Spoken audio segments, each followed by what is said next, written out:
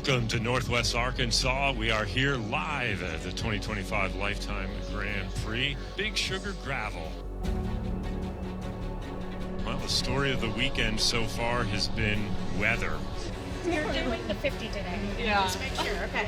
Last night, the National Weather Service issued a severe weather warning for basically only during the race. Isolated storms with super heavy winds, and then a main line that was supposed to bring tornado-like winds. I learned, I think, with 30 minutes that it was going to be shortened to the 50. I need to go warm up then. Okay. I'm so bummed. I am so sorry to be the bearer of bad news. It was a bit disappointing for me. Damn. I'd prepared a lot for this 100-mile race, but I really didn't dwell on it. I just kind of pivoted. I had a really good feeling that we were probably going to race the 50. So actually, Matt and I yesterday went and pre-rode. I think people were nervous, but we're all in the same boat. Everyone's gonna be full gas from the start, and I was right.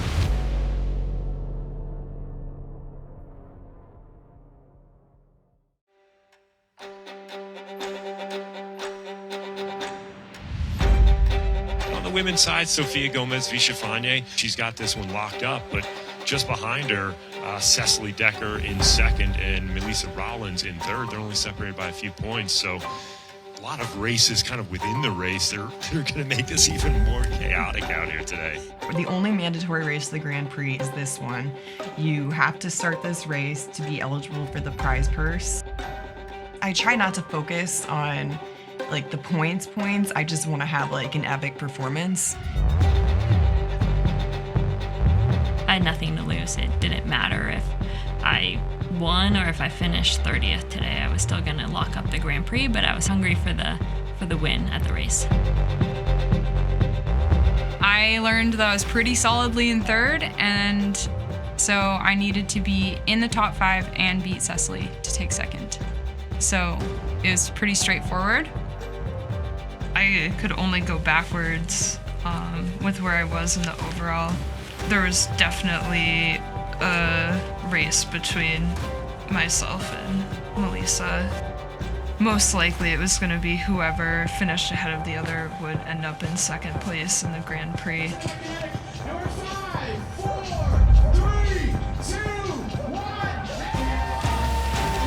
The nerves were huge out there, one with it being the last race in the Grand Prix, and then also just kind of this unknown about this course we were going out on that pretty much everyone hadn't seen before. I think we were all on edge, and we were all looking to make sure we were never out of position. We were still fighting for position in the neutral. It was crazy. As soon as they told us the race was on, we were already riding 400, 500 watts just doing sprints.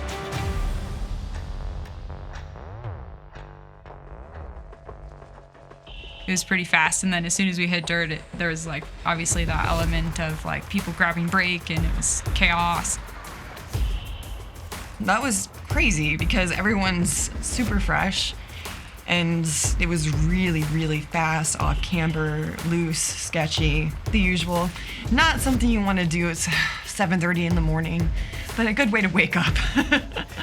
And then also knowing it's a 50-mile course and it was going to be full gas the whole time. Everyone knew it was going to be really aggressive, intense racing. The dynamics at the beginning of the race, it was never easy. People were really fresh and able to go hard pretty much that whole first hour. I was looking forward to do the 50. I thought it would deliver even better racing than the 100 and just more dynamic. And there was just attacks flying everywhere. It was actually super fun to race, even though, it got a little bit nerve-wracking here and there. When we hit the first long climb, though, that's when I wanted to do something cool. And I went really, really, really hard on the first longer climb. The field was very reduced after that first climb. I think we got from 60 to maybe 30. I knew the course didn't really have anything that was as like dramatic as in the 100 course to split it up. It was an interesting dynamic, like nobody was wanting to commit 110% to the effort. Still kind of just rolling along, nobody willing to take the reins too much in the women. You can kind of read the body language, everyone up on their hoods, they're spread out across that lane of the road. So we shall see as our women unfold. In today's race, we had a few girls that were throwing down attacks. You had Michaela Thompson throw a few, Maud actually threw some attacks, Flavia, she had probably the biggest gap out of anybody, and Lauren Stevens, Emily Newsome, kind of were the 5 that were really trying to break away solo. This is the lead woman going into the Whistling Springs aid station. So this is right around mile 29. So we'll see what happens as the women come through this aid station. This is a fast descent. Maud had attacked going into the feed zone, and she had a bit of a gap. And then I kind of worked through traffic on that downhill, and I was really closing it to her. Women are flying through. Sophia Gomez Vichafanye grabbing a bottle. Melissa missing her bottle. I was in, I think, a total of 3 or 4 moves that broke away from the main peloton after the feed zone. Ideally, I wanted to save as much as I could for the finish, but I kept finding myself off the front. I don't know. Yeah, there were a few times when, like, going up, cresting over a climb, I would look back and there would be, like, one with me, or I'd be alone and I could see there was one person coming back, and I was like, I think we're close enough to the finish that we can make this. Yeah, she was putting some big attacks in, and the impetus was on me to close those, so I was closing a lot of attacks, and it definitely started adding up. I tried to get away 2 times, and each time I looked back, I was with Melissa Rollins. So I was like, all right, she's a great breakaway companion. We are very similar, like, strengths. I was away with her, and I think Gwen on the mountain bikers the first time, and we had a nice gap. Looks like Lauren DiCrescenzo in there driving the train. That's one of our track riders. Is that going to be... That's Gwendolyn Gibson with Melissa Rollins right? Now on Lauren DiCrescenzo's wheel. So Melissa Rollins with the most to gain on this move right now. So I bet if we pan back, Cecily Decker probably going to be one of the first few riders in the group. It got closed, which was really sad. Because, you know, everyone's so fresh. I think if the race were longer and we did that at, like, mile 80... we would have had a much better chance of staying away right there. It became kind of apparent to me that it was likely going to end in a big bunch sprint, and I really needed to be more cognizant of where Melissa was and watch her just to secure second place in the Grand Prix. We've seen a lot of attacks out there, but because nothing's really gotten a whole lot of daylight, you know, people are kind of playing their cards close again, you know, maybe waiting for that finale. So coming to the finish, there's 2 pretty steep paved climbs, the first of which, kind of a group of 4, got a bit of a gap. Melissa was in that group, and I was just off the back of it. And it was me, Lauren, Sophia, and Lauren Stevens. 4 of us broke away as we crested and then descended down the other side.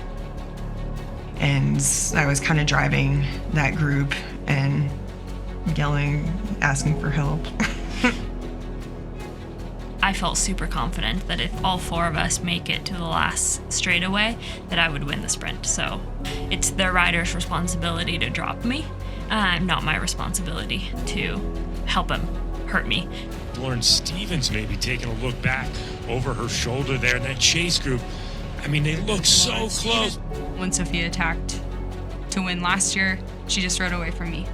So this year, I decided that if the same scenario came up, I was going to sit up. That's what ended up happening. It was super negative. Here goes the move by Stevens. So just as they hit the bottom pitch of the very final climb, here as they go under the path, basically the group caught us just as started the next climb, and Sophia went. I tried to go, and I was done. When I kicked, I was just focused on Lauren Stevens and had no idea how close that big group was behind us. From there, I just got on Melissa's wheel and just focused only on her. She is going to cap off the 2025 a Lifetime Grand Prix with a very emphatic win here. Sofia Gomez Vichafanye will be your women's champion here in the final stop of the Lifetime Grand Prix. I'm smiling just thinking about the fact that I have done yet another year of the Bentonville sweep. I didn't see my heart that high. I think I had put it all out there a few times today, and so when I tried one more time, I was done. Cecily, I'm really stoked for her. She deserved it. I set out what I wanted to do. My goal was to hold on to second in the series. Going into today, I told myself, like, no matter what happens, I had a really great year and a lot to be proud of. There were no crashes. I had a respectable result. I put it all out there. I tried to get away. I'm satisfied with that and focus on 2026.